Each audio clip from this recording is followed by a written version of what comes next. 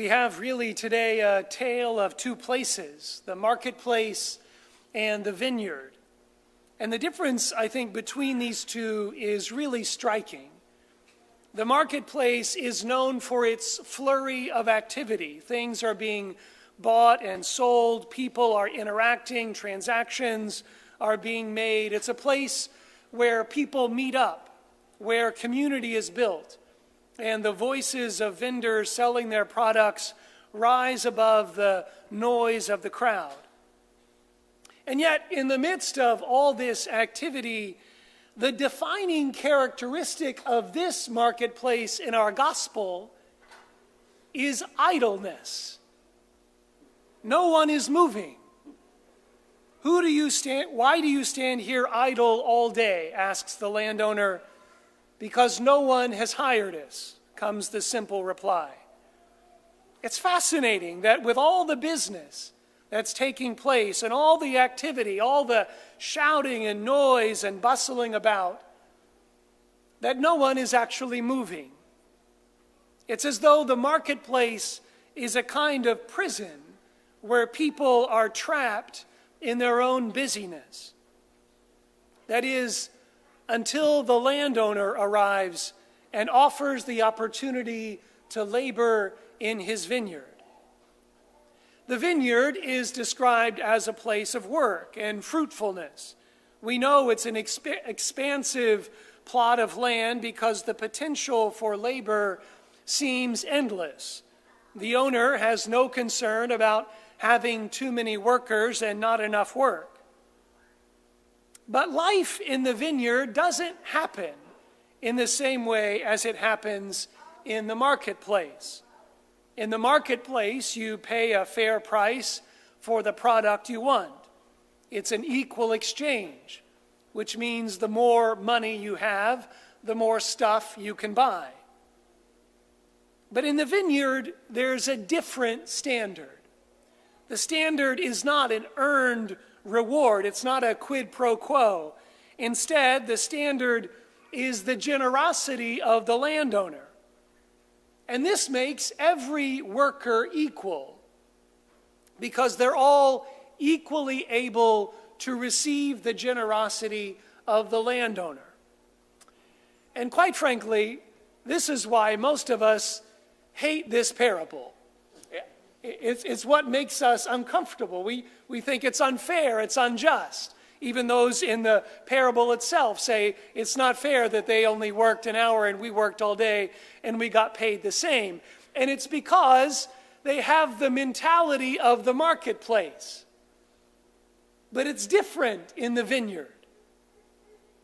And this, I think, highlights well the difference between the standard of the world and the standard of the kingdom of heaven. In the kingdom of heaven, as in the vineyard, people can move beyond themselves because grace is offered that allows them to break through barriers of class and status and discover who they really are in the eyes of God. There is upward mobility possible in the vineyard because of the overwhelming generosity of God. But in the standard of the world, of the marketplace, we spin our wheels, trying to make something of ourselves, trying to pull ourselves up by our bootstraps so that we can compete with the people around us and keep up with the Joneses. And so there's a lot of activity, but we're not really going anywhere. We're just in the marketplace, trading jabs with each other and trying to do better than the people around us. And really, haven't we all felt this in life? After a long day of work, when we're exhausted, we think, what am I doing? What am I doing with my life? What is all this for? And this is why we need the Lord to come and call us out of that place where we so often get stuck, where we judge our value and the value of others by how much we do or how much we have. The Lord saves us from that futile work by calling us to work in his vineyard. It doesn't mean we quit our jobs and go off and do something else. It means in the midst of our work, we recognize that there's something greater to work for, something greater that life is about. And the Lord needs us to help invite others to this kind of work. You know, we don't have to look far to find people who have defined themselves for years by a certain sin, or by their expectation of success, or by their last name, or by their place of birth, or by the color of their skin. They're waiting for someone to come and call and invite them to a new way of living, to a new place where they can experience an abundance of grace and mercy that they don't have to earn. And what does that sound like today? What does it look like today for the Lord to come and invite us to labor in his vineyard? It seems to me that it sounds a lot like a friend who invites another person for a cup of coffee to talk about life and put things in perspective. It looks a lot like a letter written in love to express support and encouragement. It sounds a lot like a phone call to someone that you haven't seen in church for a while. It sounds like asking someone with sincerity, how's your life? How are things going? How's work? How's your family? And maybe for some, it takes 100 invitations before they're willing to budge, because it's hard when you're stuck in the idleness of the marketplace. But maybe for others, there is already a growing eagerness to hear this invitation and get moving. Either way, we have to extend this invitation to our brothers and sisters.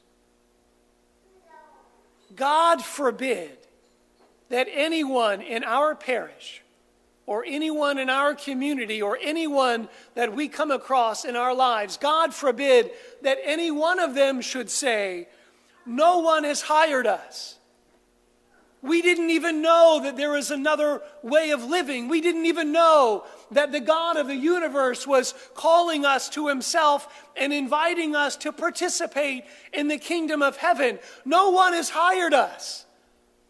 We didn't even know that this was possible. God forbid that anyone should say that at the end of their lives, or as we come across them day by day.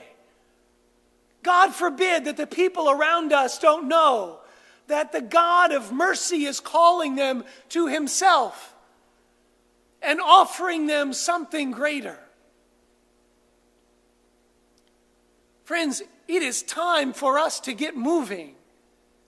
It's time for us to extend that invitation so that people know they're not defined by how much they do or how much they earn, but they're defined by the mercy of God, by the fact that they were made in his image and likeness.